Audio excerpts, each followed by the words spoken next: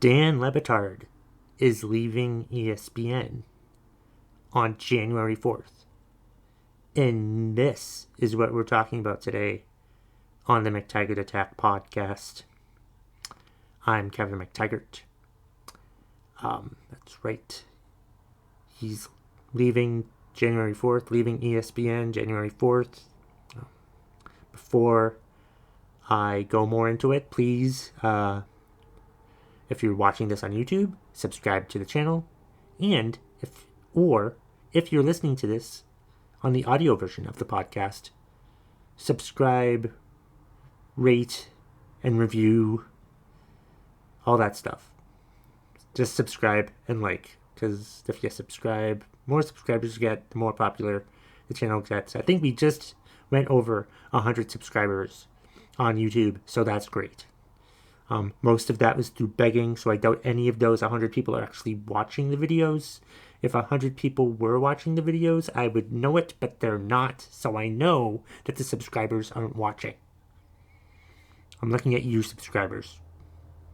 Anyway, Dan Le Batard leaving ESPN. I kind of had a feeling that this was going to happen for a couple months now, at least.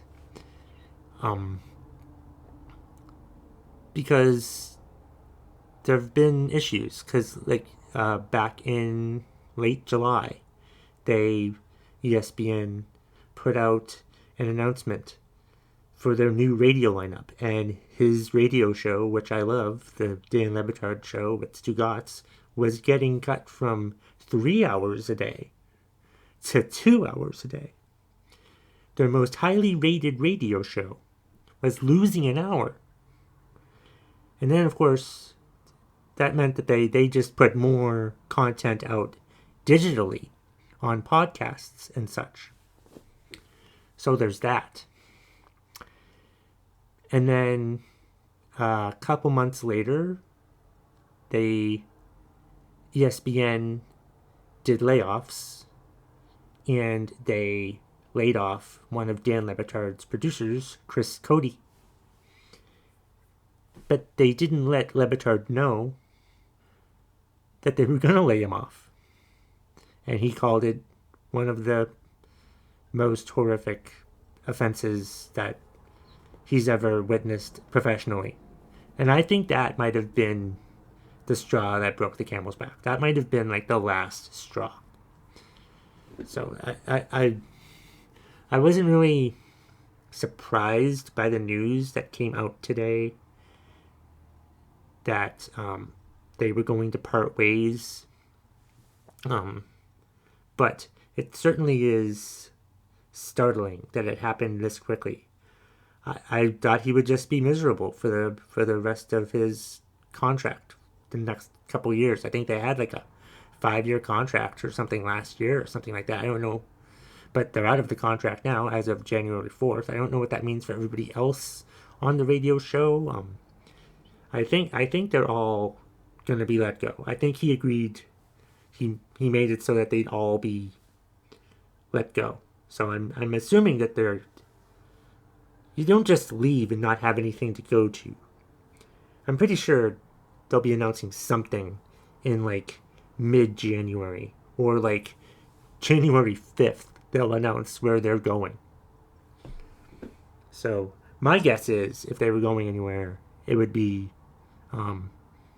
Sirius XM or maybe Peacock or something. But I think Sirius XM, fits their style a lot more. But I want to get into all that because I want to tell this story. I've been wanting to talk about this actually, and before I forget, to show my support, I am wearing one of the 2 t-shirts that I got from the Le Batard t-shirt shop, which I don't even know if they'll do anymore. They may have to change that, though I don't think they do have to change it. I think they ran that on their own. But they'll have to change the logo and take the ESPN off. I wonder if I could sell this on eBay. I've been paying too much attention to Stugatz to think about, I can sell this shirt on eBay. That would be great. But I think it's interesting as my stupid Apple Watch is going off. Anyway, back in the early 90s, mid-90s, 1992, my folks and my sister and I, we moved from Titusville, Florida to South Florida, Davie, Florida, that turned out to be the KKK capital of the world, which is weird. Not weird, but, anyway. Don't move to Davie, Florida. Anyway, I, as a kid, loved sports. Still love sports. Listen to sports radio. So I would listen to sports radio. I think that I listened to WQAM. I remember John Moynihan, I think, was one of the main voices that I listened to. And Hank Goldberg certainly was a fascinating show to listen to. I love how angry he got. I seem to always love how angry people get, and I still get angry about stuff, and people seem to love when I get angry about stuff. So anyway, but with Hank Goldberg, there was one writer in South Florida that he seemed to hate a lot, and that writer for the Miami Herald was this guy who had just started, I think a few years before that. His name was Dan Le Batard. So, and he hated on Le Batard, I think, for years, about how shitty his articles were, or something like that. I forget exactly what it was about Dan Le Batard. I just knew that Hank Goldberg hated Dan Le Batard. So, because I liked listening to Hank Goldberg and how angry he got about stuff, I, too, hated Dan Le Batard. And then, as I got older, I was in college watching ESPN, and then I'd watch, Pardon the Interruption with Tony Kornheiser and the other guy. Why can't I find... Anyway, PTI. Michael Wilbon. Right, okay. Anyway, you don't need to know that information. But anyway,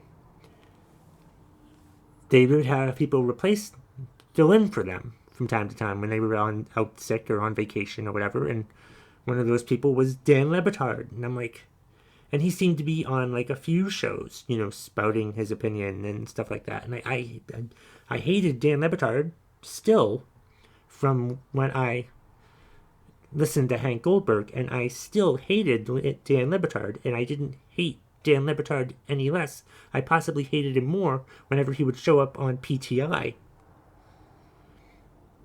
as a fill-in. And I hated him still. And then a few years go by, and ESPN wants to have more Miami-ish programming. So Le Batard now has a radio show, from what I understand. So his radio show started on ESPN, but I didn't really... Well, I don't think it was on up in the Upper Valley at the time. But he had a new show that was going to be on around, in the block that before PTI was going to be highly questionable. I checked it out because I like to check out those shows, I guess. And it was just him talking with his father, and I'm like, what the fuck is this? This is awful. This is awful. I would watch it, and it was awful. I would complain about it on Twitter, and I would get replies back from Le Batard. And, he would reply to people. He would reply to the haters. And I was a hater. Because he replied to me once. And I think I even had people, I even had some of his people come after me for that one time. So I stopped watching it, and I lost interest. And this was probably 2013 at this point.